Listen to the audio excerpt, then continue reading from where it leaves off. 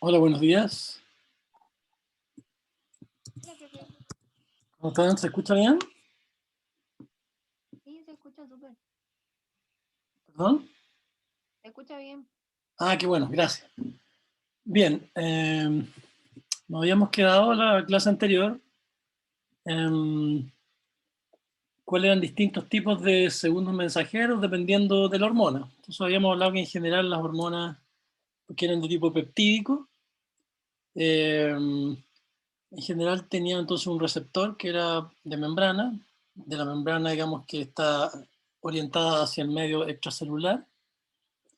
Y este tipo de receptores estaban acoplados a proteína G, ¿no es cierto? Y entonces en esta tabla lo que tenemos son un conjunto de receptores, tipos de receptores, ¿cierto? Que estarían acoplados a diferentes proteínas G, dependiendo del tipo, en este caso de hormona peptídica. Entonces en la columna 1 de la tabla que tenemos acá, que es la 47.3, tenemos varias hormonas en particular, como la PTH, que es la paratormona, la angiotensina 2, la ADH, que es la hormona antidiurética, también la angiotensina 2, porque tiene no solo un tipo de receptor, la TRH, que es una hormona producida a nivel hipotalámico y que actúa sobre adenohipófisis. Por ejemplo, esas tres están acopladas a proteínas G de tipo S, la primera, PTH, y acá habíamos dicho que S implicaba que era una proteína G estimulatoria de la enzima de nilatociclasa o adenilciclasa. Profe, Dígame, antes de que siga, tengo una duda. dígame. ¿A qué se refería con agonistas? O sea, ¿qué significa agonistas? Agonista es un ligando a un receptor que produce una respuesta estimulatoria. En Ah, este ya. caso, lo estimulador, por ejemplo, PTH, Ujú. sería un agonista del receptor de PTH, porque el receptor de PTH está acoplado a una proteína G de tipo S. ¿Se acuerdan que el subíndice S venía del inglés de stimulation? Sí. Entonces, PTH sería un agonista y activaría una enzima, a la adenilciclasa, produciendo entonces AMP cíclico como segundo mensajero y produciendo efectos. En Ah, cambio, ya. en el caso de la angiotensina 2, vemos que su receptor está acoplado, que sería la segunda fila, a una proteína G de tipo I, inhibitoria. Entonces, en ese caso, estaría comportando con un efecto antagónico, no agonista, sino que antagonista. Es según Comprendo. el receptor, pero su efecto es antagónico. Ahora pueden haber efectos antagonistas de elementos extraños, también tú puedes tener fármacos que hacen efectos similares. Pero Ya. el agonista se refiere a algo que estimula un receptor que según el receptor induce un efecto. El antagonista inhibe un efecto. Ya. Muchas gracias, profe. No hay de qué. Entonces, bueno, en este caso, angiotensina 2, como vemos, disminuye los niveles de AMP cíclico porque su receptor está acoplado a una proteína G de tipo inhibitoria. En la tercera fila nos muestra opciones de receptores que están acoplados a proteína G de tipo Q. No olviden que cuando te ponen el alfa acá se está refiriendo a la subunidad alfa, que es la activa de la proteína G. Enseguida vamos a ver un monito en todo caso. Entonces en este caso la proteína G, su índice Q, dijimos que la Q en realidad lo que estaba era que esta proteína G activa a una PLC, que dijimos que es una fosfolipasa. O sea, degrada determinados fosfolípidos y produce segundos mensajeros derivados de ese fosfolípido de la membrana. En este caso mencionamos los clásicos IP3 o inositol trifosfato, que sería al español, digamos, y DAG, que es un diacilglicerol, DAG. ¿Ya? Bueno, y aquí tenemos varias otras opciones, entonces va a depender de la fórmula en el fondo, hormona, tipo de receptor y tipo de proteína G a la que esté acoplado. ¿Ya? Por lo tanto, en general, podríamos decir, la mayoría de las hormonas tienen subtipos de receptores y cada subtipo de receptor en realidad lo que varía es el tipo de proteína G a la que está asociada, que finalmente es lo que va a determinar el efecto. Entonces, si vemos acá, aquí lo podríamos ver de forma más bonita, ¿no es cierto? Tendríamos el ejemplo al lado izquierdo, entonces tenemos el caso de la PTH, que es la hormona paratiroidea, de la que hablamos hoy día al final de la clase, la última clase. Hablamos del control del calcio, bueno, pero aquí tenemos el ejemplo de la PTH. Entonces nos muestra que efectivamente tiene un receptor de membrana con 7 dominios de transmembrana, esta región que estoy indicando acá. tiene un sitio al cual se une nuestra aparato-hormona, y por la cara intracelular, que sería el lado carboxy terminal del receptor, este se asocia a una proteína G que ahora vemos claramente, que es una proteína que al menos tiene 3 subunidades que se clasifican como alfa, que es la subunidad principal, beta y gamma. Y normalmente la nomenclatura es que alfa es la proteína más grande de un complejo proteico, beta es más pequeña que alfa y gamma es más pequeña que beta y por tanto más pequeña que alfa. Entonces tenemos que al menos un trímero, esta proteína G, y en este caso si vemos la proteína G de la PTH, vamos a ver que la subunidad alfa es la que interactúa, por ser la subunidad principal, con en este caso adenil ciclasa, y en este caso la activa, así que estaríamos frente a una proteína G de tipo S, o sea, estimulatoria. ¿Ok? Otro ejemplo que estaría en el centro, acá proteína, en este caso hormona, perdón, antidiurética, ADH. Entonces, en este caso el receptor de membrana, todo parecido, ¿no? Unido o asociado en este caso a una proteína G. Solo que esta proteína G tiene una subunidad alfa, que en este caso se asocia y modula la actividad de una enzima que se llama fosfolipasa C, PLC, que está ahí en la membrana, está parcialmente inserta en la membrana. Una vez que el ligando entonces se une al receptor, se produce una activación de la subunidad alfa, activa la fosfolipasa C y genera segundos mensajeros, porque esta enzima empieza a degradar entonces los fosfolípidos de la membrana. Y genera al menos 2 mensajeros, como les decía, el inositol trifosfato y el diacilglicerol, que a su vez van a tener efectos río abajo, que es la nomenclatura que se suele usar. ¿Ya? En este caso entonces, en el caso B, de hormona antidiurética, estaríamos hablando de un receptor que está acoplado a una proteína G de tipo Q, o subíndice Q. ¿Ya? Entonces, en ese caso, hablamos de una de tipo Q. Por último, tenemos otro caso de otra proteína G, que sería como ejemplo para la hormona liberadora de TSH, o de tirotropina, que es la TRH. Esta, por ejemplo, se fabrica a nivel hipotalámico y llega a la adenohipófisis, y en algunas células de la adenohipófisis, que es la porción anterior de la hipófisis, vamos a tener un tipo de receptor, también acoplado a una proteína G, solo que en este caso la proteína alfa, como ustedes ven, está asociado a una fosfolipasa de tipo A2, o sea, una diferente. ¿Ya? Y bueno, y poco a poco han ido descubriendo situaciones en que hay distintas interacciones entonces entre estas subunidades alfa de la proteína G y los sistemas enzimáticos de río abajo. Entonces, bueno, normalmente para ese caso también le decimos, como en la tabla anterior, sería una proteína G de tipo Q, porque está acoplado a un tipo de fosfolipasa. Otros le llaman de tipo G0. Entonces ahora nos vamos a fijar un poquito más entonces en el subíndice. S dijimos estimulatoria de adenilazociclasa, I inhibitoria de adenilciclasa, Q activadora de fosfolipasa C, GI/G0 suele ponerse como entonces nomenclatura para la fosfolipasa de tipo A, que sería el último ejemplo que habíamos mostrado acá. Así que aquí estaríamos hablando de una proteína G de tipo sub I/G0. Bueno, es nomenclatura, es para que no estemos perdidos. No es que uno lo vaya a preguntar exactamente así. ¿Ya? Pues ahí tenemos ya una idea mejor. Y los segundos mensajeros van a ser los que arriba abajo van a hacer el efecto. Así que bueno, estos son los más abundantes receptores, los más conocidos, los mejor descritos, los clásicos. ¿Ya? Y como había preguntado la compañera hace un ratito, entonces el ligando se une al receptor y se suele hablar de agonista, para decirlo de forma ya bien técnica, sería toda aquella sustancia que se une al receptor e induce finalmente la activación de la vía. ¿Ya? O sea que un agonista va a ser una sustancia que va a unirse a su receptor y va a activar la proteína G. Un antagonista se suele utilizar más en farmacología y sería entonces normalmente una sustancia más extraña, diferente, que lo que va a hacer es impedir la activación de la proteína G, para decirlo de forma bien precisa y no tengamos confusión. Así que normalmente un receptor es agonista, o sea, perdón, un ligando u hormona va a ser agonista de su receptor, independiente de cuál sea el efecto. El antagonista, en cambio, es una sustancia normalmente extraña, diferente, no fisiológica, que lo que hace es unirse al receptor e impedir el efecto de la hormona, por ejemplo. ¿Ya? Pero ahí dejar un poco más claro porque como lo expliqué antes podría dar pie a un poco de confusión.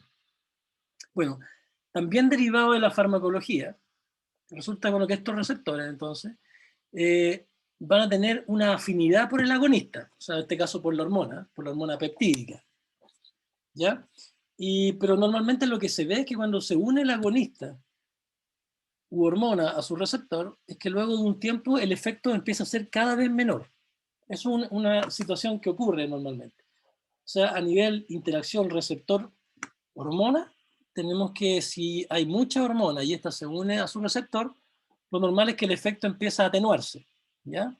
Hay varios mecanismos que se han determinado. Yo solamente quería mostrarle el ejemplo de uno para que tengamos una idea entonces que hay lo que se llama disminución de la densidad de receptores a un determinado agonista y eso es parte de la fisiología.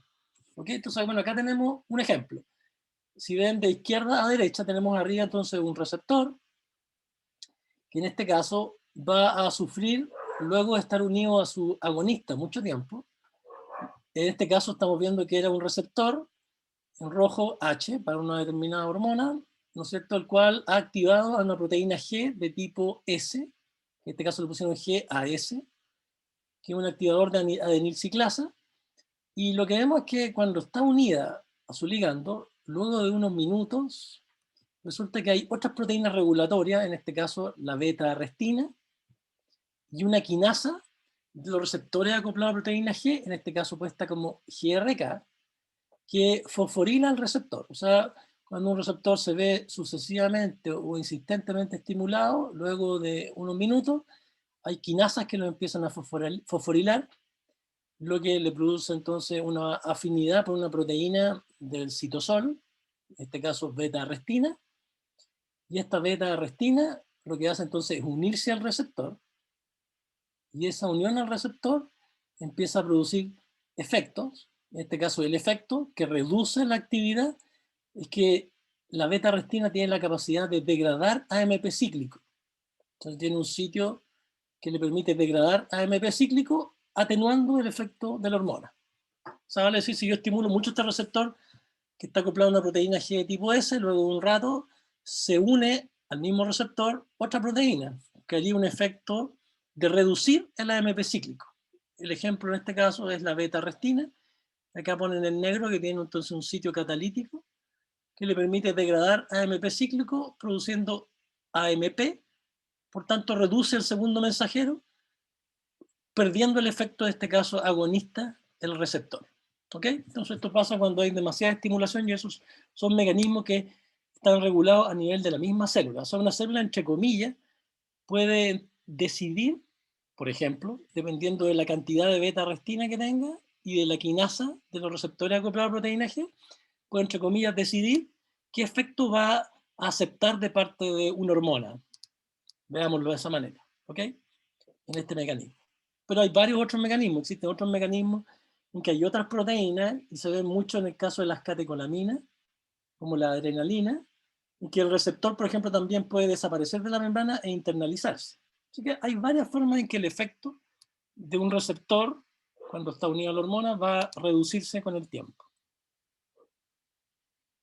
¿Qué otro tipo de receptores tenemos para hormonas peptídicas? Bueno, hay otros, que son los clásicos, que se llaman con actividad de tipo tirosina quinasa. ¿Ya? Entonces los anteriores dijimos eran los de 7 dominios de transmembrana y acoplar proteína G. Bueno, existen otro tipo de receptores, en este caso son los con actividad tirosina quinasa. Entonces, normalmente los receptores con actividad tirosina quinasa funcionan de manera dimérica en la membrana. En este ejemplo que aparece en la imagen, estamos viendo el caso específico del receptor de insulina. ¿Ya? Entonces, hormonas como la insulina y en general todas las hormonas de tipo hormona de crecimiento, ¿ya? Por ejemplo, la IGF, que es el Insulin-like Growth Factor, y todos estos factores que están asociados, por ejemplo, a la proliferación celular, se unen a receptores que tienen este tipo de actividad tirosina quinasa, y que cuando el agonista se une, entonces ellos activan por el lado citoplasmático una actividad enzimática que es de tipo tirosina quinasa. El caso específico de la insulina, su receptor es monomérico, pero una vez que se une el ligando, dimeriza. En la mayoría de las otras hormonas se encuentra dimérico y une el ligando. Así que la insulina sería la excepción, en el sentido de que se encuentra en forma monomérica en la membrana y que solo dimeriza cuando está asociado el ligando. Entonces, bueno, una vez que se une el ligando a este receptor, acá no hay una proteína G, es la misma porción intracelular del receptor con actividad tirosina quinasa, el que exhibe actividad quinasa, o sea, adquiere un efecto enzimático o acción enzimática, normalmente se autofosforila inicialmente, y luego de autofosforilarse es capaz de interactuar con otras proteínas que son muy variadas río abajo, ¿ya? Así que tenemos también esta opción. Entonces, receptores con actividad tirosina quinasa. Hay bastantes tipos, por ejemplo, receptores para hormonas del sistema inmune, que conocemos como citoquinas, también para prolactina, para la GH, que significa hormona de crecimiento, y el caso de la insulina, lo que estamos hablando. Entonces, bueno, acá podemos ver un poquito más bonito, esto está sacado, esta imagen está sacado del boron, la imagen del lado izquierdo, entonces nos estaría mostrando un receptor con actividad tirosina quinasa.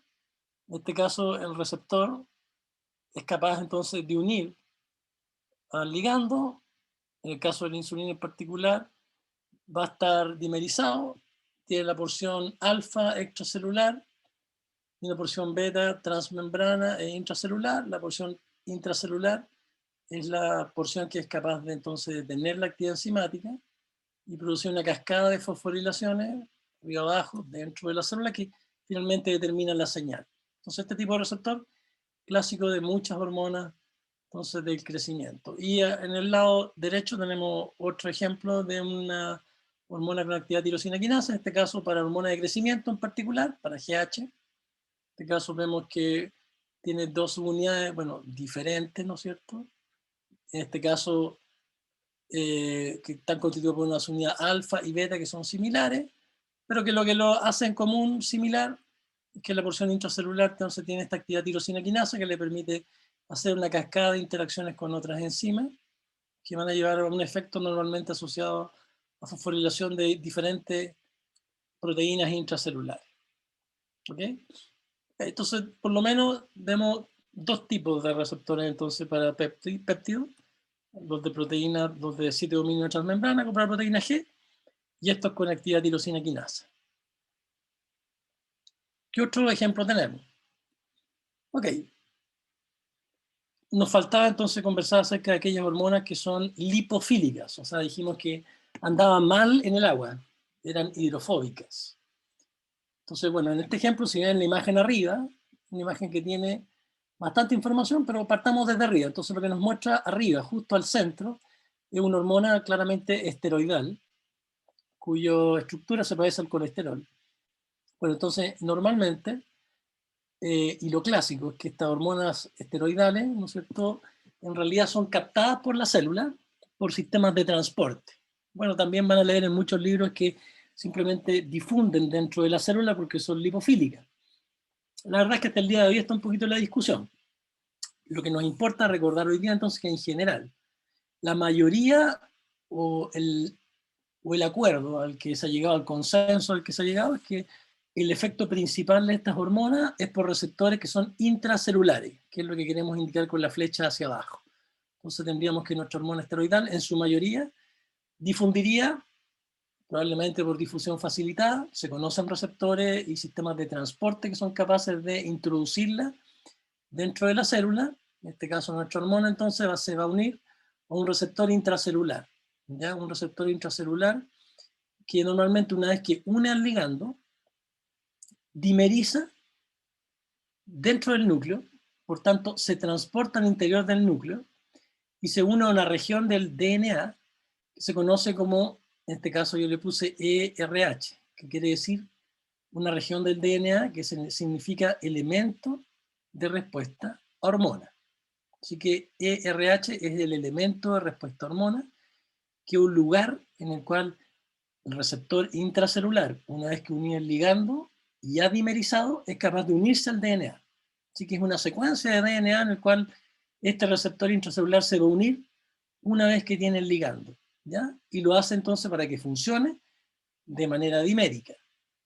Así que los pasos claves son que estas hormonas hidrofóbicas, por ejemplo las hormonas sexuales, o aquellas que no son esteroidales, como la hormona tiroidea, tienen que ser captadas por la célula. Normalmente hay sistemas entonces de transporte que permiten difusión facilitada y luego se unen dentro de la célula a un receptor citoplasmático, el cual una vez que se ha unido al ligando, entonces es capaz de interactuar con otras proteínas que le permiten moverse y atravesar la envoltura nuclear, llegar al núcleo donde se unen a determinadas regiones específicas del DNA. Y esa región del DNA que le permite interactuar a este receptor se llama elemento de respuesta a hormonas. ¿Ya?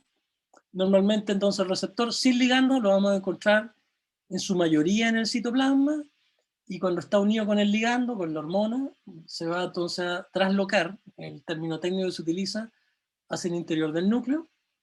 Dimerizar normalmente puede ser con otro tipo de receptor. Ya vamos a ver el ejemplo hoy día durante la clase de tiroides. O dimerizar como un homodímero, o sea, puede dimerizar con dos receptores iguales o puede dimerizar con una estructura un poco diferente para ejercer su efecto finalmente a nivel genómico directamente. En el fondo, entonces, este complejo se une al DNA y es capaz de reclutar a la maquinaria de transcripción, ¿ya? Y por lo tanto podemos activar genes determinados o podemos inhibir otros genes. Están ambas posibilidades. Quizás esto se ve más bonito en esta imagen. Esto está sacado del Bohr, ¿no es cierto? Entonces, en este caso tenemos una hormona, una vez más nos ponen ejemplo una hormona esteroidal, que ingresa a la célula. Como ya les contaba, hay un sistema de transporte al interior de la célula, donde esta hormona entonces es capaz de unirse a su receptor que está a nivel del citoplasma. Normalmente en el citoplasma, cuando no está unido al ligando, está asociado a otra proteína, que es lo que nos quieren mostrar acá, que es una proteína que dice aquí HSP, que viene en inglés, que significa Head Shock Protein, Head Shock Protein, que sería algo así como una proteína de shock, y evita entonces que el receptor interactúe en cierto sentido, pero una vez que el receptor se une al ligando, se separa de esta proteína HCP, una vez liberado en realidad el receptor en el citoplasma y unido al ligando, trasloca al interior del núcleo, donde dimeriza, ¿ya? Con un receptor igual a él unido al ligando o con otro tipo de receptor del mismo tipo, se une al DNA en lo que habíamos denominado como elemento de respuesta a hormona y se inicia el proceso de transcripción, porque este complejo de estos dos receptores que se unieron al DNA en el elemento de respuesta a hormona son capaces en el fondo de facilitar la unión de toda la maquinaria de transcripción. Y por lo tanto se produce el mensajero, que después es traducido y genera una proteína que finalmente es el efecto, ¿ya? Así que el proceso acá de amplificación, el segundo mensajero en este caso, está siendo el mensajero, el ARN mensajero, y finalmente tenemos la proteína arriba abajo la que va a ejercer el efecto.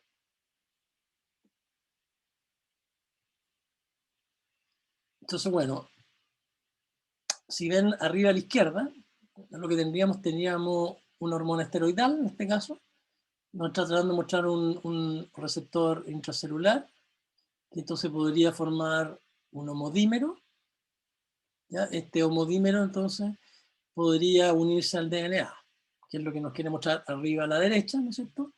Donde nos muestra una región, en este caso de cada uno de esos monómeros, que tiene una región de unión al DNA, o DNA binding. Entonces tenemos una región de unión al DNA que se caracteriza por una estructura que tiene el nombre de dedos, así tal y cual, fingers, dedos de unión, entonces este DNA es el que es capaz de reconocer en el DNA el elemento de respuesta a hormona. Y eso solo lo hace una vez que se ha unido el ligando, solo lo hace una vez que ha translocado, obviamente, al interior del núcleo. Hay hormonas entonces que van a formar homodímeros y otras hormonas, que sería lo segundo a la izquierda hacia abajito, que son capaces de unir y formar heterodímeros. Hoy día vamos a ver un ejemplo bastante bien. Ya normalmente, entonces estos receptores intracelulares pueden dimerizar con otro receptor clásico, que es el receptor que acá sale señalado como RXR, que significa receptor de ácido retinoico. Así que tenemos un receptor, como quien dice,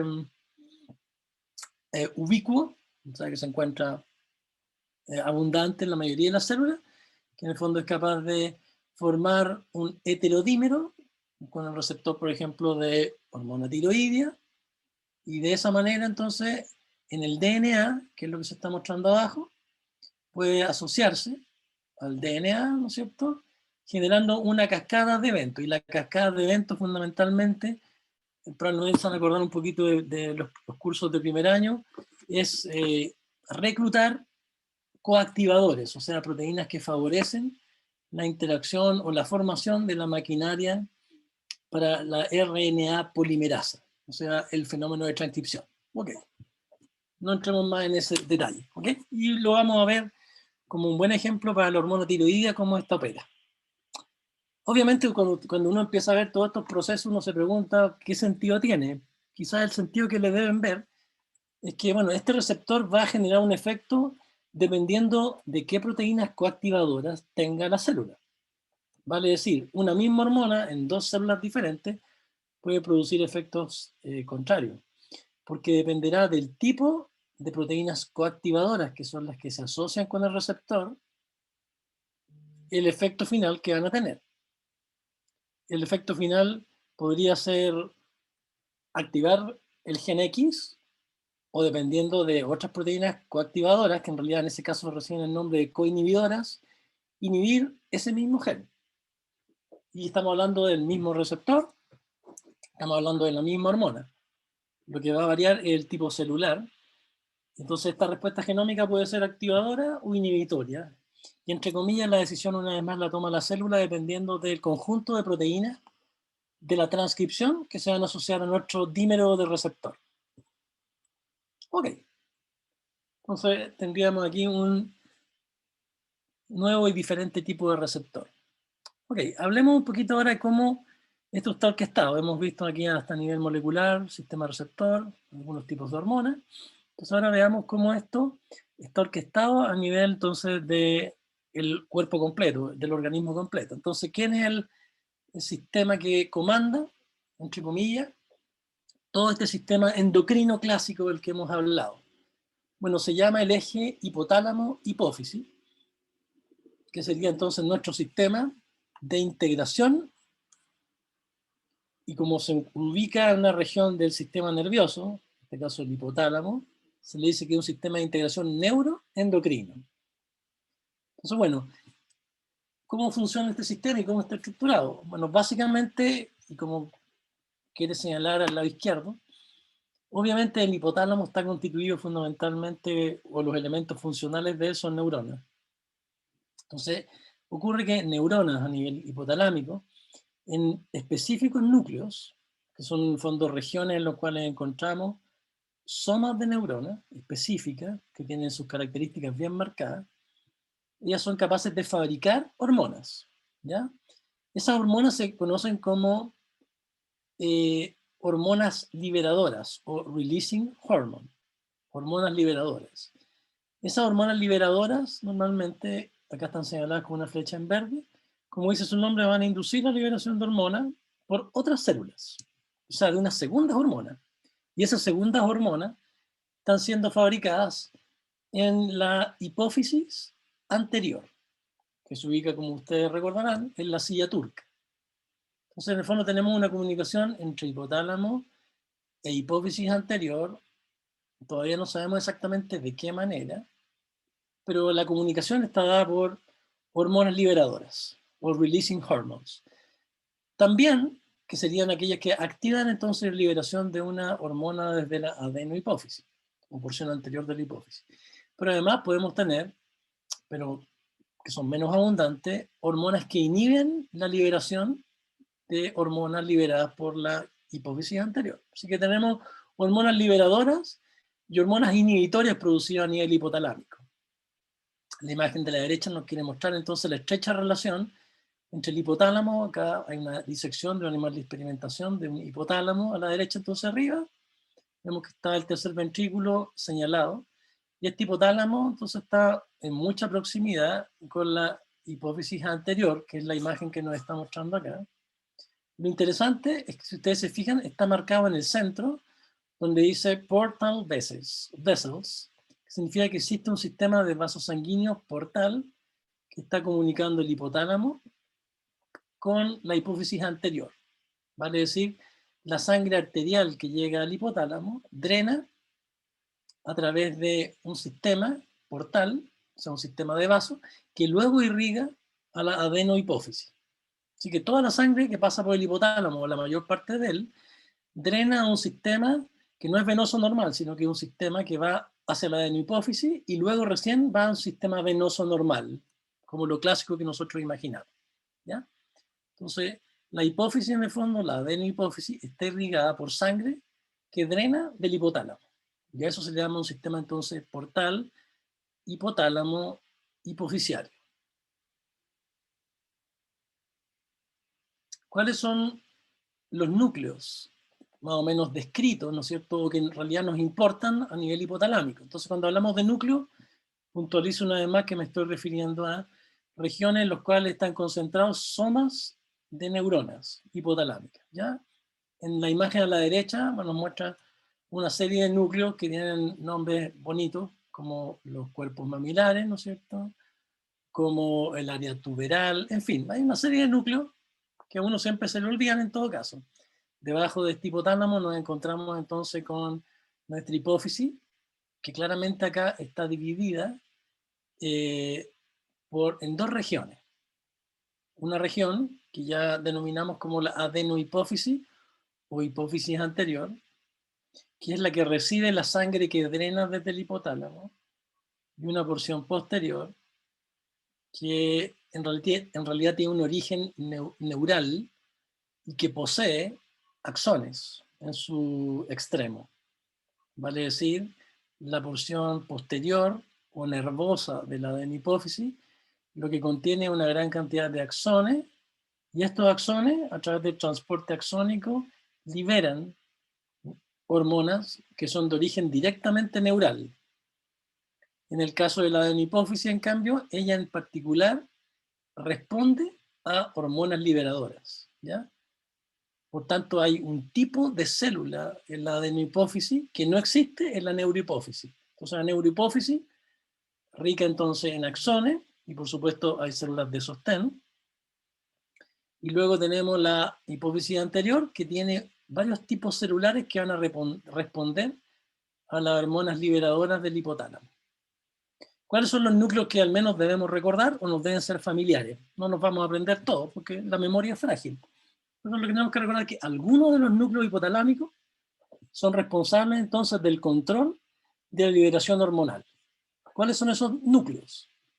Bueno, la región que conocemos como preóptica, entonces, que acá está marcado como área preóptica, estos núcleos amarillos grandes.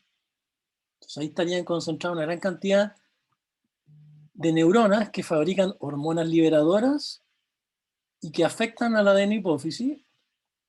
Y también vamos a encontrar que neuronas ubicadas en el hipotálamo medio, que es lo que conocemos como la eminencia media, que estaría entre el cuerpo mamilar y el cuello acá, o infundíbulo, sería el término técnico, de la hipófisis. Entonces tendríamos que la hipotálamo medio, y en el área preóptica, entonces estarían ubicadas, como quien dice, adelante y atrás del hipotálamo, estarían entonces ubicadas neuronas que fabrican estas hormonas liberadoras. Y la neurohipófisis estaría recibiendo axones de neuronas cuyo soma se encuentra en otras áreas, que sería en el núcleo o en núcleos supraópticos, ya en este caso marcado en verde en la imagen a la derecha, núcleo supraóptico, de aquí ven ustedes van sus axones hacia la porción posterior de la hipófisis, y también núcleos que son paraventriculares, también en verde. Así que los que están en verde, como ustedes ven, están emitiendo axones que penetran en la hipófisis posterior. Y desde ahí liberarán directamente sus hormonas a la circulación general. En el caso entonces de la adenohipófisis, no, porque tenemos que el área preóptica del hipotálamo medio están entregando en realidad hormonas liberadoras que por vía sanguínea, por un sistema portal hipotálamo hipoficiario, alcanzan a la adenohipófisis, generando un efecto en determinados tipos celulares que están acá en la adenohipófisis o hipófisis anterior. Bueno, acá lo quise marcar. Entonces, en azul tenemos la región entonces supraóptica y paraventricular, en verde en este caso, en la que se están generando determinadas hormonas que van a ser liberadas luego por la neurohipófisis. Entonces uno podría preguntarse, bueno, ¿y cuáles son esas hormonas que liberan la neurohipófisis aproximadamente? Y acá aparecen como ejemplo la ADH, que habíamos mencionado varias veces, que es la hormona antidiurética, y oxitocina, que también le es familiar, ¿no? Y la hormona oxitocina, que son hormonas de tipo peptídicas. En rojo, acá quise marcar, entonces el área preóptica. ¿No es cierto? El área preóptica, donde por ejemplo, acá se están liberando hormonas que son las que regulan la liberación de las gonadotrofinas. Y resulta que estas, del área preóptica, en rojo, son las que viajan por la sangre, por este sistema portal hipotálamo hipoficiario, a la región de la adenohipófisis. Y por último, abajo a la derecha, aquí estamos marcando el núcleo arcuato, que sería la porción media del hipotálamo, donde se produce la mayor parte de las hormonas liberadoras, que también viaja por este sistema portal hipotálamo hipoficiario a la adenohipófisis. ¿Ya? También, por supuesto, va a tener hormonas activadoras de esa liberación y también va a tener algunas que inhiben la liberación. Entonces, si ustedes ven abajo, contiene, por ejemplo, neuronas dopaminérgicas, dopaergic neurons, serían neuronas dopaminérgicas en español. Por ejemplo, estas son hormonas liberadoras, pero en vez de ser liberadoras es inhibitoria de la liberación, por ejemplo, de la prolactina. Ok, entonces de estructura de la hipófisis claramente ya diferenciamos que justo debajito entonces el hipotálamo tenemos la porción anterior, ¿ya? Que también se conoce como pars distalis, una porción intermedia que no tiene una acción endocrina importante, y una porción posterior, o pars nervosa, o porción nerviosa, que es la que mencionamos recibe los axones, ¿no es cierto? Y libera determinados tipos de hormonas directamente a la circulación general. En cambio, en la porción anterior, o pars distalis, lo que estamos teniendo es que ella entonces, la hipófisis anterior, que ella es capaz entonces de responder a hormonas liberadoras hipotalámicas, liberando a su vez otras hormonas importantes. Y que la comunicación, insisto, entre la adenohipófisis y el hipotálamo está ocurriendo fundamentalmente a través de un sistema sanguíneo específico, que es el sistema portal hipotálamo hipoficial. Bueno, en realidad aquí esta imagen, quizás no hayan la puesto nada más que para recordar lo que a mí me interesa, porque yo no soy embriólogo ni nada por el estilo. Recordarles nada más que la naturaleza de la adenohipófisis versus neurohipófisis está dada también por su desarrollo. Entonces lo que quiere mostrar esta imagen es que la adenohipófisis tiene un origen que viene de otro tejido, del pouch de Radke, acá en rojo me quiere mostrar, y que desde el diencéfalos, la porción neural o posterior de la hipófisis se origina desde el diencéfalo. Finalmente en el desarrollo lo que tenemos es que hay una porción de origen totalmente distinto, que es de origen neural, en gris, a la derecha ya, y en rojo estaría nuestra adenohipófisis, que estaría constituido por un origen distinto, claramente. Así que es un collage desde ese punto de vista.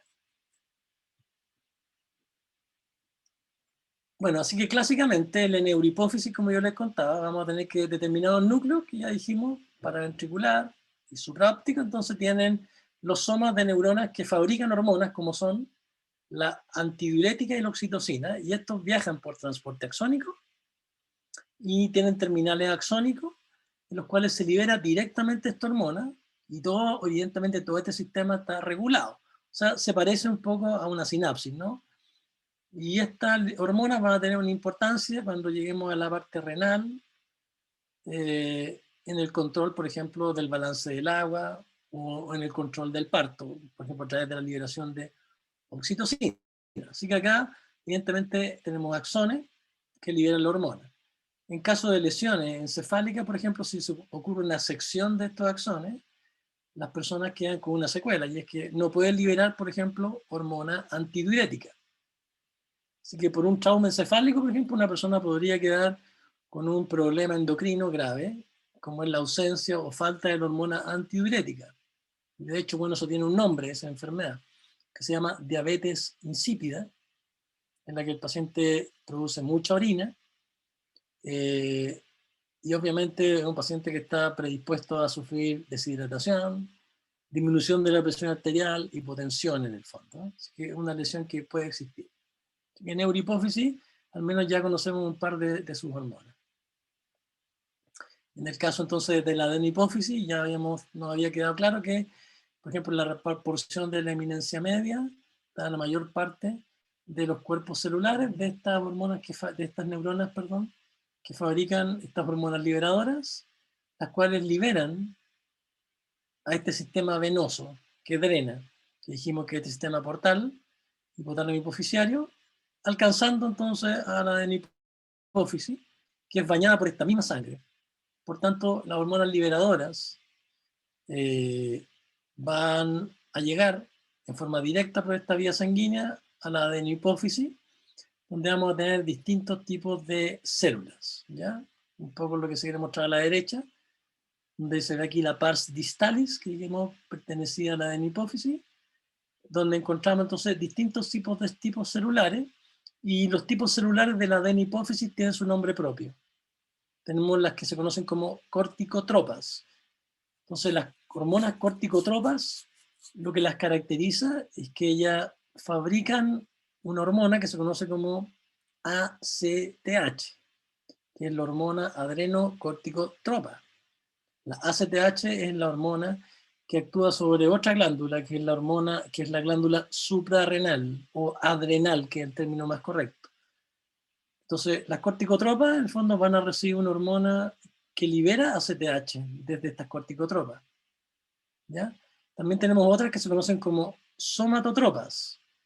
Y las somatotropas responden a una hormona específica hipotalámica e induce en ella la liberación de hormona de crecimiento. GH viene de Growth Hormone, hormona de crecimiento.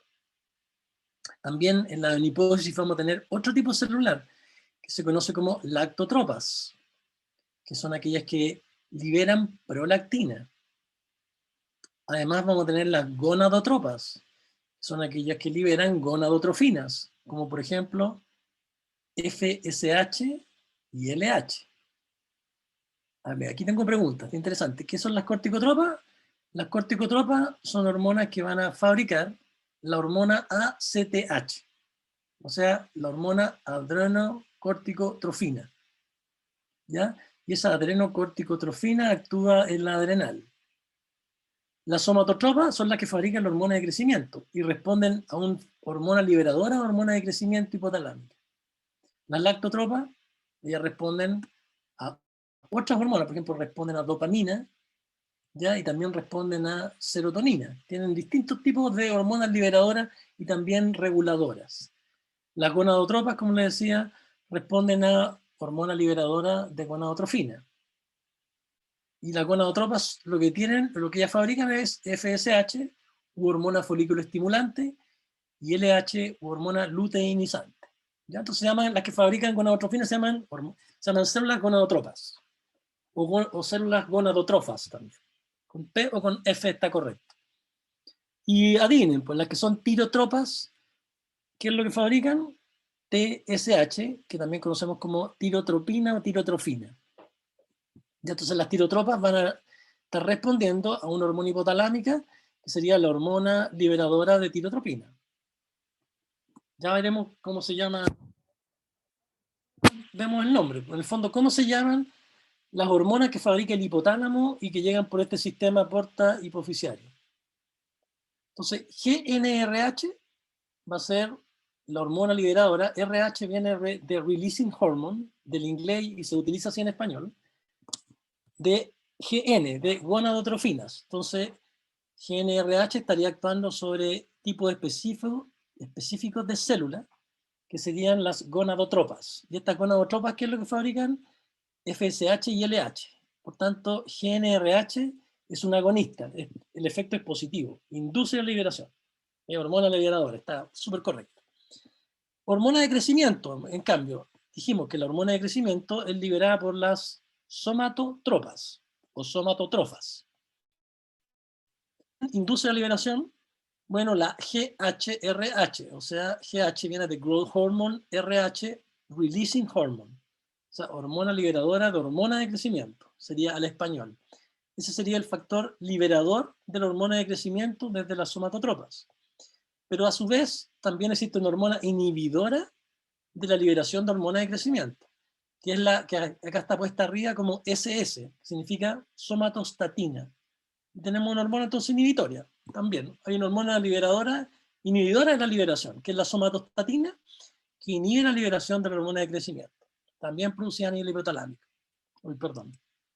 Además, tenemos la que libera tirotrofina, que se llama TRH, que es Tyrotrophin Releasing Hormone, hormona liberadora de tirotropina que obviamente actúa en los tirotrofos en forma positiva, o sea, liberadora. Y somatostatina SS también la inhibe. Así que por lo menos ya hemos visto dos. Los somatotropos y los tirotropos son susceptibles de hormonas liberadoras y también de hormonas inhibidoras de la liberación, que en este caso, el factor común es somatostatina. Además tenemos el caso de la prolactina. Si ustedes ven, prolactina también se libera por el efecto de la TRH sobre los lactotropos entonces, y es inhibida normalmente por DA, que significa dopamina. Así que la prolactina normalmente, cuando nos está en periodo de lactancia, va a estar inhibida entonces por dopaminas, la liberación de prolactina, y mientras la dopamina esté ejerciendo su efecto, la prolactina no se libera en cantidades significativas, a pesar de que la TRH esté ejerciendo su efecto. Salvo que tuviéramos un tumor que fabricara mucha TRH. Claro, si tuviéramos un tumor que fabrica mucha TRH, puede ocurrir, entonces eso ocurre en la práctica, en neoplasia, ¿no es cierto?, en que se produzca TRH en exceso, que las personas van a tener exceso de prolactina, y ese exceso de prolactina se va a manifestar por lo que se conoce, por ejemplo, en hombres como ginecomastia, que es que aparece glándula mamaria en un hombre, por ejemplo. ¿Ya? Entonces sería por un exceso de TRH, que son efectos, además de que va a exhibir evidentemente problemas tiroideos asociados también. Y entra dentro de la que es patología o fisiopatología endocrina en todo caso. Y por último tenemos el de la derecha que nos dice CRH, que significa Corticotrophin Releasing Hormone, CRH, u hormona liberadora de corticotrofina. Y normalmente, ¿por qué está en inglés? ¿O por qué elegí la imagen en inglés? Porque normalmente en los textos, a pesar de que sean en español, se utiliza esas nomenclaturas, ¿ya? Entonces, RH recordamos que es Releasing Hormone, y ya sabemos a quién afecta. Entonces, CRH en la adenohipófisis es un factor liberador. ¿De qué hormona? De la ACTH, que finalmente es la que se libera a circulación general y va a ejercer su efecto, en este caso, en la corteza adrenal. De todas formas, les dejé esta tabla donde están descritas cada una de estas hormonas liberadoras, también conocidos como factores liberadores. Entonces, para darle un ejemplo, la primera fila, Tyrotrophin Releasing Hormone. Mi señora me mataría porque, claro, lo estoy pronunciando bastante mal, pero hormona liberadora de tirotrofina, TRH. Entonces, la estructura, como ustedes ven, es un péptido pequeño, 3 aminoácidos. Y obviamente estimula ¿qué célula? A las tirotropas, e induce en ellas la liberación de TSH. El caso de la segunda fila, Gonadotrophin Releasing Hormone, o GNRH. Estamos hablando de 10 aminoácidos, o sea, un péptido pequeño. Y estimula la secreción de FSH y de LH por las células gonadotropas. corticotrophic releasing hormone, o CRH, un péptido más grande ya, 41 aminoácidos, algunos ya le llamarían proteína, pero en naturaleza proteica, estimula la secreción de ACTH por los corticotropos. ¿Ya? GHRH, hormona liberadora de hormona de crecimiento, 44 aminoácidos. Y por tanto, ¿a quién afecta? La somatotropa. Bueno, y así hacia abajo. Así que cuando lleguen a esta parte, lo revisan y debería quedarles ahí bien claro. Ya sabemos que entonces existen estas hormonas hipotalámicas y sabemos cómo llegan a la pars distalis, bueno, de la adenohipófisis, ¿no es cierto? Que a su vez libera otra hormona. Así que realmente el efecto sobre el tejido blanco, por ejemplo, glándula mamaria, tiroides, en fin, va a ser ejercido por una hormona no hipotalámica, sino que adenohipoficiaria, en su mayoría. ¿Ya? Que es lo que nos quiere mostrar esta imagen.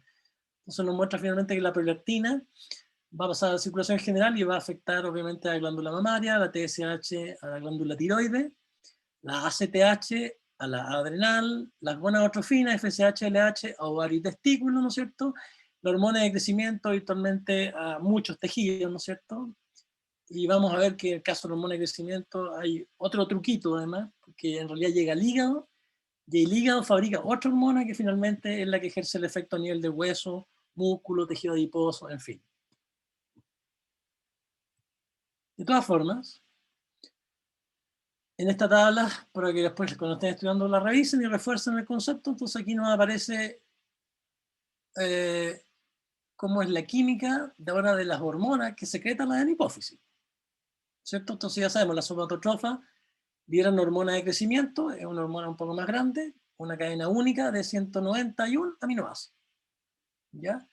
En realidad esta hormona entonces producida por somatotrofo induce el crecimiento como todos nosotros sabemos, pero la mayor parte de sus efectos lo produce otra hormona que es fabricada en el hígado, inducida por esta misma hormona, que se conoce como insulin-like growth factor. ¿Ya? Y va a llevar a estimular, por ejemplo, lipólisis, tiene efectos antagonistas con la insulina, sobre todo en el metabolismo de carbohidratos y el metabolismo de lípidos, para que tengamos una idea. Las corticotropas, ya lo dijimos, liberan a la ACTH, hormona adrenocorticotropina, que es el nombre que la conocemos en español, tiene 39 aminoácidos, y obviamente, ¿qué es lo que hace? Activa las enzimas a nivel de la corteza adrenal, de una región específica de la corteza adrenal, en la cual se fabrican fundamentalmente los glucocorticoides y secundariamente andrógenos, ¿ya? Y por lo tanto es un factor, en el fondo, la ACTH, en el fondo es un factor de crecimiento para la corteza adrenal. Las tirotropas, ya dijimos, liberan TSH, u hormona tiroestimulante, o tirotropina. Esta es un poco más grande, es una glicoproteína que tiene dos partes, o sea, dos cadenas, alfa y beta, de 89 y 102 aminoácidos respectivamente, y afecta a las hormonas tiroideas, o sea, afecta a las células tiroideas, como veremos en la clase siguiente, sin mayor, así que no la abordemos más. Las gonadotrofas y las lactotrofas. Entonces viene aquí el detalle para que tengamos la idea exacta de cómo y qué naturaleza tienen. Si ustedes se fijan, en general, estas hormonas son más grandes, estas hormonas de naturaleza proteica son más grandes en tamaño que las hormonas liberadoras. Así que en resumen, nuestra neurohipófisis tiene dos hormonas importantes que no debemos olvidar, oxitocina y ADH, que es la hormona antidiurética. ¿Okay? Ya sabemos que en la neurohipófisis no tenemos algo así como ADH, células trópicas particulares, sino que lo que tenemos son los axones de las neuronas hipotalámicas que antes contamos. ¿Ya? Y van a tener efectos dependiendo de la hormona, oxitocina y ADH. En el caso, en cambio, de la hipófisis anterior, lo que sabemos es que está este sistema porta hipotálamo hipoficiario y que las hormonas que fabrican la hipófisis, perdón, el hipotálamo, viajan por este sistema portal a la hipófisis, donde cual se libera entonces, ahora ya las conocemos, TSH, ACTH, FSH y LH, hormona de crecimiento, prolactina, y bueno, eso no lo abordamos, también otras cositas, por ejemplo, endorfinas. ¿Ya? También hay producción de determinados péptidos que son importantes en la regulación del dolor y la analgesia. ¿ya? Y que conocemos como endorfinas, que en todo caso no lo abordamos dentro del sistema endocrino clásico en el día de hoy. ¿Ya? Así que al final nos quedamos con qué cantidad de hormonas tenemos de la adenohipófisis: TSH, ACTH, FSH-LH, hormona de crecimiento y prolactina. O sea, estamos hablando de 6 hormonas en la adenohipófisis importante y 2 en la neurohipófisis. Ok, ya está, nada más que cuando lleguen a esta parte entonces tenemos los efectos clásicos, solo para entonces vuestra información en general, así que ahí lo revisan. Bueno, veamos un poquito la regulación o ejemplos de cómo opera. Ya sabemos cómo se fabrican, o tenemos una idea de cuál es la hormona que se fabrica en el hipotalámico. En realidad no tenemos mucha idea de por qué la fabrican o cómo la fabrican. Luego sabemos cómo llega a la hipófisis, también sabemos cómo la neurohipófisis libera, pero no hemos visto el mecanismo ahora que regula esa liberación. En el fondo esto está siempre ocurriendo, la verdad es que no. Esto tiene una regulación. Entonces la liberación implica que de alguna manera tenemos que tener algún estímulo arriba a la izquierda, ¿no es cierto? Tiene que haber algún sistema de estímulo. Este sistema de estímulo va a generar normalmente un pulso, que es nuestra flecha en verde, de liberación. El verde podría ser, por ejemplo, la liberación de una hormona liberadora, por ejemplo, de TRH, alcanzando a la glándula. Esta glándula va a producir otra hormona, y normalmente esa hormona va a ejercer un efecto, y ese efecto normalmente inhibe la liberación de la primera hormona. Bueno, a esto le conocemos como feedback negativo o retroalimentación negativa. Así que normalmente, si ustedes ven cómo funciona este sistema, van a ver que las hormonas normalmente se están liberando en pulsos, porque claro, hay un estímulo, se libera la hormona en verde, induce la liberación de otra hormona que ejerce un efecto, y este efecto a su vez, entre comillas, es capaz de dar información y bloquear el estímulo, y por lo tanto se van produciendo pulsos de liberación de las hormonas, que es lo que habíamos visto en la clase anterior, que había liberación por pulso hormonales normalmente. Y a eso le llamamos entonces feedback negativo. Entonces ahora el feedback negativo a su vez se puede subdividir al menos en 2 categorías. Entonces veamos este ejemplo. Este ejemplo está hecho específicamente para la GH, o sea, hormona de crecimiento. Entonces en el caso de la hormona de crecimiento, va a haber una serie de estímulos. Nuestro estímulo para liberación de la hormona de crecimiento, el más importante, es el que aparece arriba al final, donde dice sleep, dormir. O sea, durante el sueño profundo normalmente se produce una estimulación hipotalámica que induce la liberación de GH-RH. Y cuando se está despierto, se induce en cambio la liberación de otra hormona que es la SS, que dijimos que es la somatostatina. Así que la forma más simple de verlo en este caso para la hormona de crecimiento es que durante el sueño profundo liberamos GH-RH, que sería hormona liberadora de hormona de crecimiento, y cuando estamos bien despiertos, estamos liberando SS, o sea, somatostatina, que inhibe a los somatotropos, que así es como se llaman las células adenohipoficiarias que liberan hormona de crecimiento. Entonces, bueno, la GH-RH estaría haciendo una alimentación positiva o retroalimentación positiva sobre los somatotropos. La somatostatina, que es la que se secreta cuando estamos bien despiertos, estaría teniendo una anteroalimentación negativa. Así que tendríamos anteroalimentaciones, que sería en el fondo el efecto directo de la hormona liberadora, anteroalimentación positiva, o de la hormona inhibidora, la somatostatina, que sería anteroalimentación negativa. Los somatotropos, entonces, bajo el efecto de GH-RH, libera GH, y bajo el efecto de somatostatina, inhibe la liberación de GH, o sea, hormona de crecimiento. Pero la hormona de crecimiento, cuando aumenta en el plasma, va a también ser capaz de alcanzar al hipotálamo por la circulación general. Recordemos que cuando definimos lo endocrino, dijimos que una de sus características era que en pequeñas concentraciones plasmáticas ejercían su efecto. Así que una pequeña cantidad de hormona de crecimiento en el plasma va a alcanzar entonces a nivel hipotalámico, y en nivel hipotalámico, cuando aumenta la concentración, él inhibe a las células hipotalámicas que fabrican GH-RH, a su vez.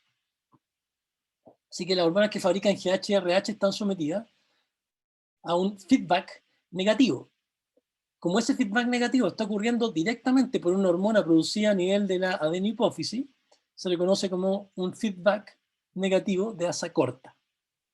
¿Ya? Entonces, asa corta sería cuando la misma hormona producida por la adenohipófisis es capaz de inhibir al hipotálamo.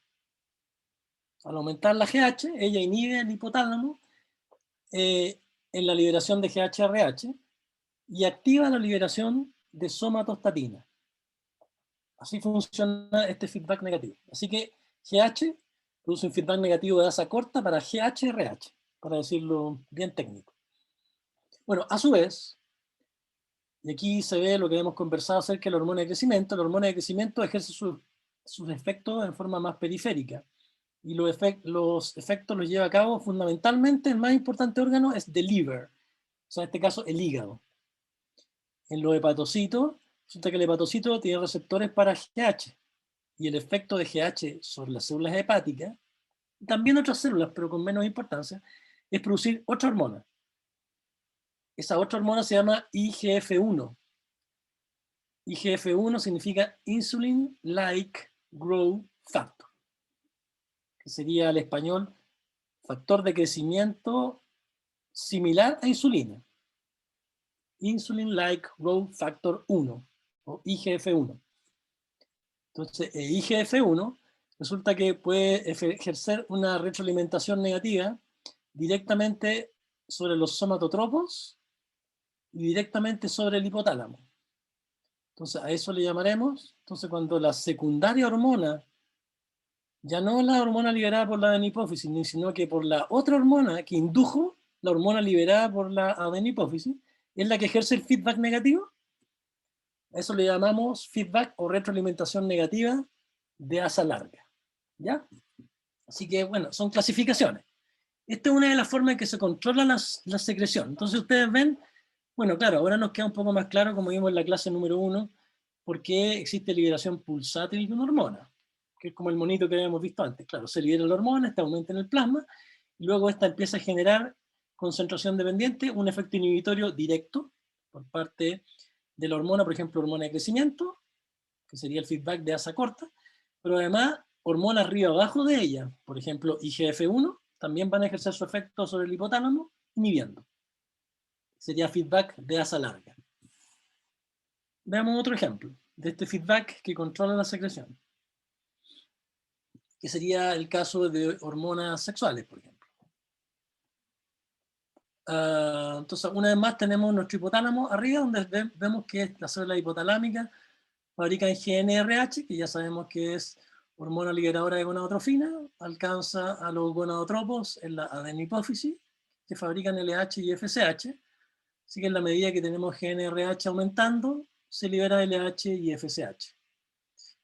Abajo lo que tenemos es, ya sea para un hombre o para una mujer, en el caso de testículos, entonces, testículo, ¿qué fabrica cuando recibe esta gonadotrofina?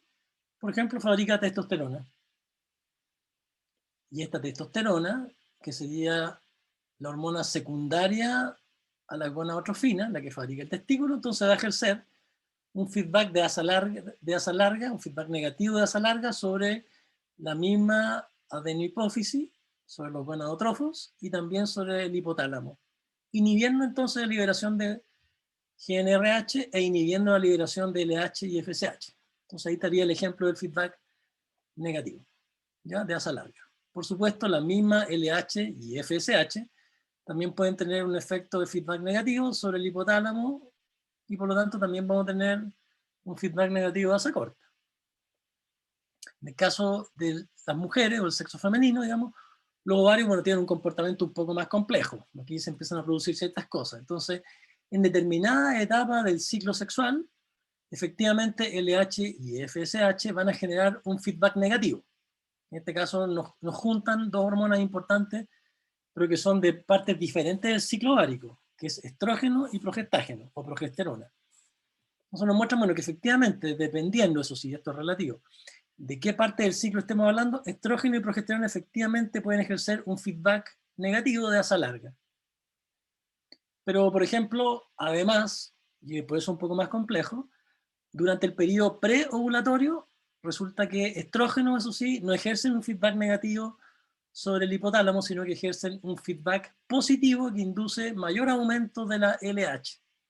Pero bueno, eso lo van a ver en la parte reproductiva. Solo para mostrarles que esto a veces no es tan simplificado. Pero lo general, entonces, que con esto ya entendemos cuál es un feedback negativo, entendemos qué es lo que significaría un feedback negativo de asa corta y qué sería un feedback negativo de asa larga, básicamente.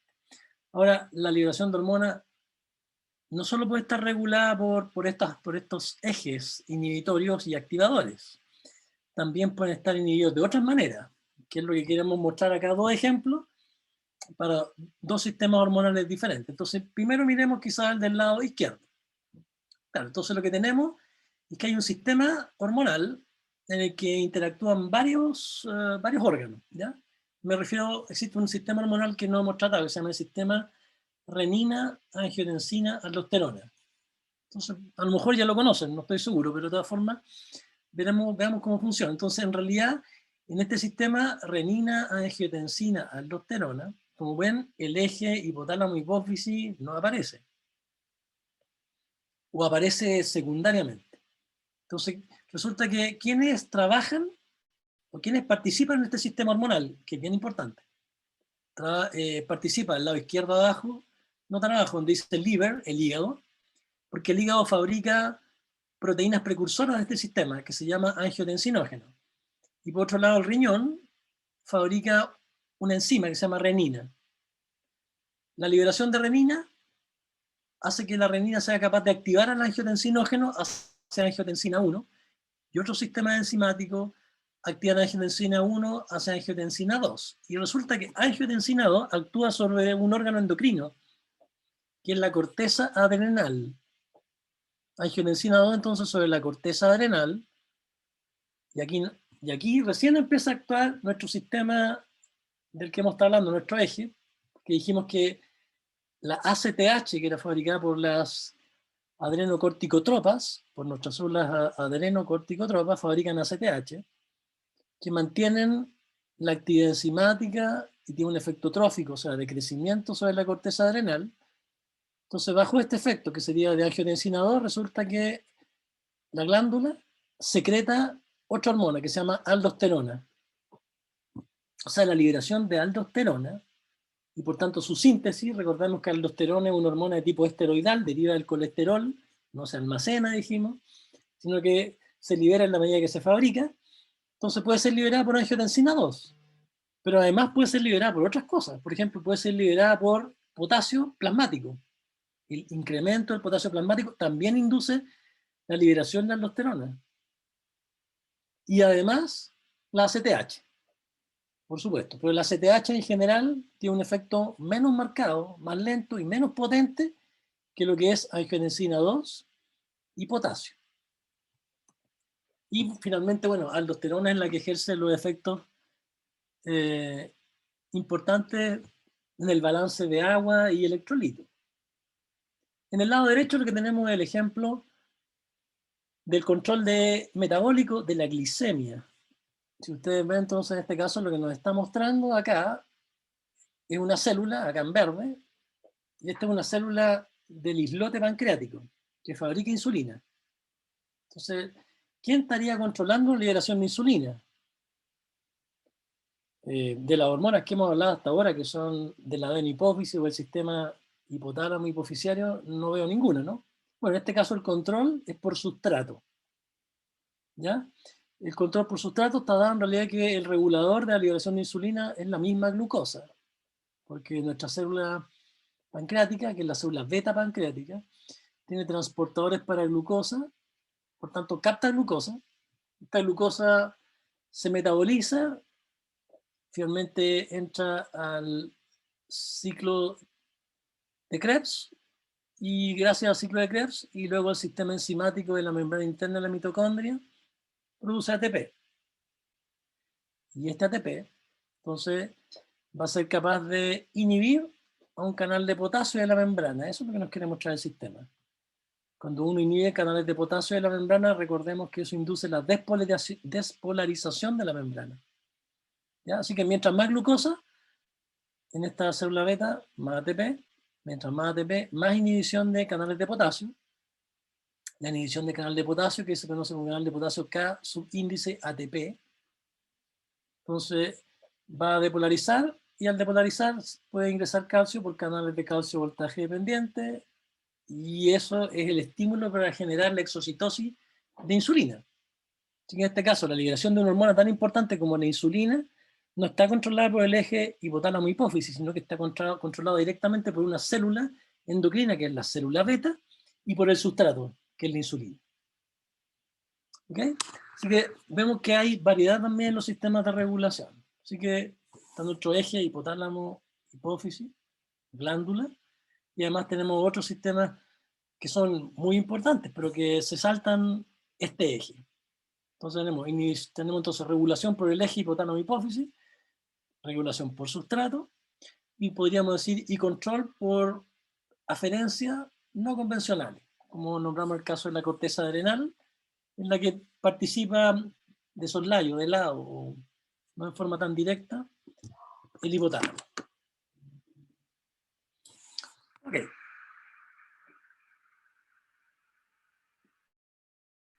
Entonces hemos visto hasta aquí lo que son generalidades, alcanzamos a hacerlo de manera bastante bien. No sé si darle recreo al tiro o... ahí terminamos esta parte de la clase. Entonces ahora lo que deberíamos entrar es a conversar de algo más específico. O sea, por aquí puras generalidades. Entonces ahora deberíamos hablar... Voy a introducirlo nomás en el tema de la siguiente clase. Ahí hacemos nuestro recreito. Vamos a hablar de un sistema importante como es la fisiología tiroidea. Entonces, bueno, para ninguno de nosotros debe ser una duda que la tiroides es importante. Probablemente ya en el colegio nos contaron que las hormonas tiroideas controlaban, y así lo decían a uno, controlaban la tasa metabólica. Eso es lo que siempre nos han dicho. Bueno, además les cuento que el desarrollo neurológico del no nato o del feto y el desarrollo neurológico luego del nacimiento, particularmente en los primeros meses del nacimiento, requiere la presencia de esta hormona. Entonces, es una hormona muy importante en el desarrollo y es una hormona muy importante en el control del metabolismo. Entonces, lo que vamos a tratar de ver es de qué manera está controlada la liberación de esta hormona y de qué manera esta hormona hace eso. ¿Ya? ¿Y qué significa esto del control del metabolismo?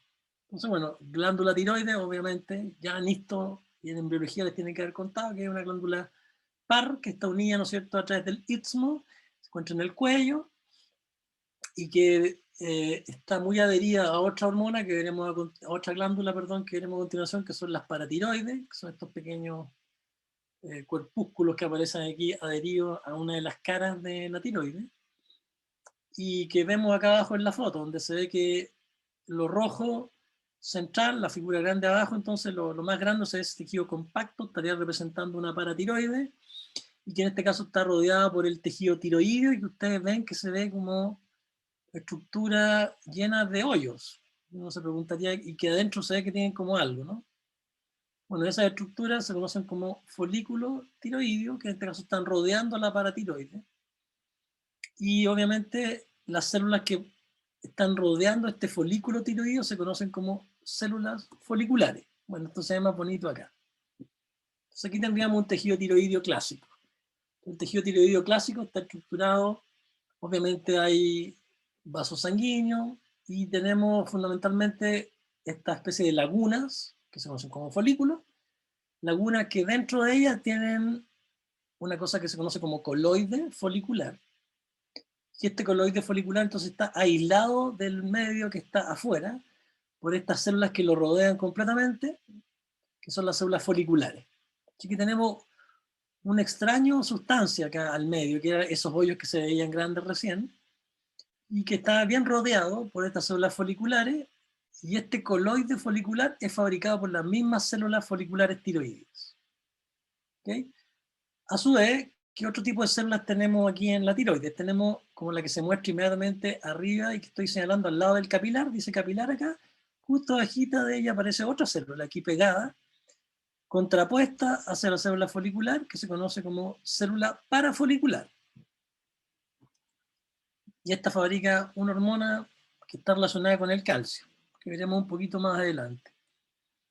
Y lo interesante entonces es que esta célula folicular que está fabricando este coloide es la célula que tiene receptores para la TSH, u hormona tirotropina, y esta es la célula que fabrica las hormonas tiroideas, que como veremos son varias.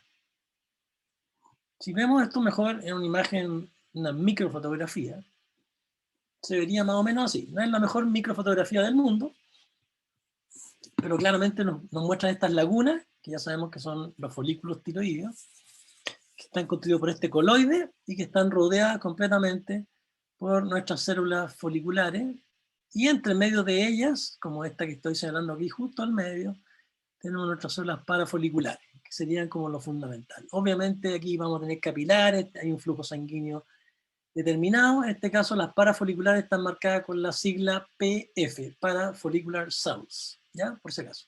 Si tenemos las foliculares, son fáciles de distinguir, y las parafoliculares, y por supuesto tenemos la circulación. ¿Cómo opera el sistema? Y de aquí ya los dejo en recreo para que descansemos un ratillo. Entonces, obviamente, la glándula tiroides está controlada por el eje del que conversamos antes, o sea, el eje hipotálamo-hipófisis. Entonces ya sabemos que a nivel de la adenohipófisis, lo que tenemos son tirotrofos. Los tirotrofos son aquellos que pueden producir TSH. Ya, a la izquierda entonces abajo, nos muestran verdecito, TSH.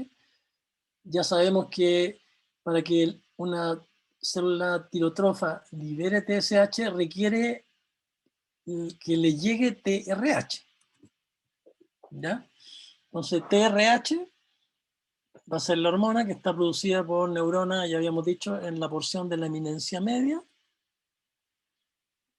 Y esta porción de la eminencia media entonces va a ser capaz de inducir la liberación de TRH. TRH libera TSH.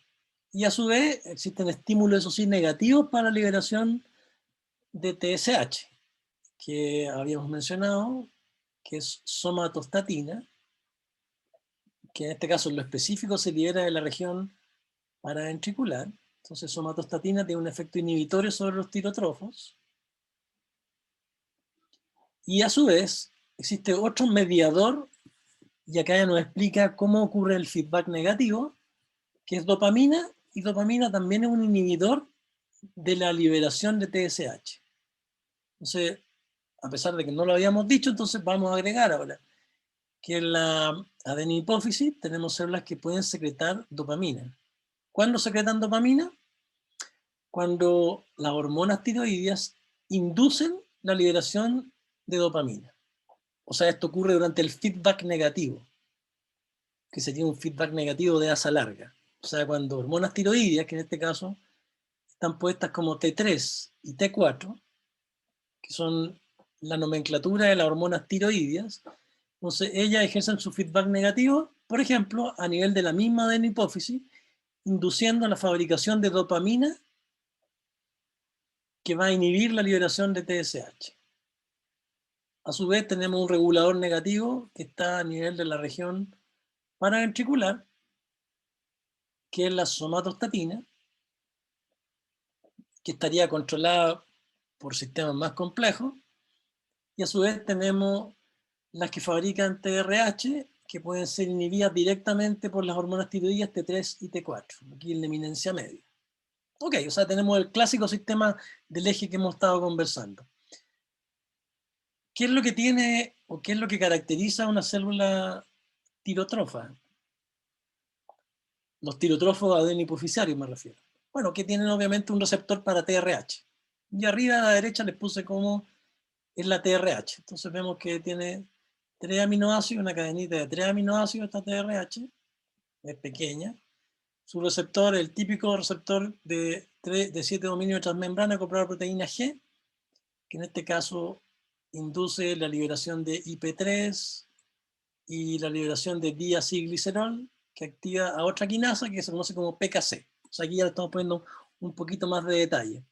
El más importante en los efectos de la liberación de TSH por parte del tirotrofo es el IP3, porque el IP3 induce la liberación de calcio desde el retículo de estas células, que favorece o que genera la exocitosis de TSH que está almacenada en gránulos en estos tirotrofos. Entonces los tirotrofos, bajo el efecto de TRH, evidentemente liberan TSH, Y este TSH por vía sanguínea en muy pequeñas concentraciones es capaz de alcanzar lo que está abajo al medio a su receptor en las células foliculares tiroideas. Así que si dijéramos, oh, ¿cuál es el marcador que caracteriza a una célula folicular tiroidea? Bueno, es el receptor de TSH, que también es un receptor con 7 dominios de transmembrana acoplado a proteína G.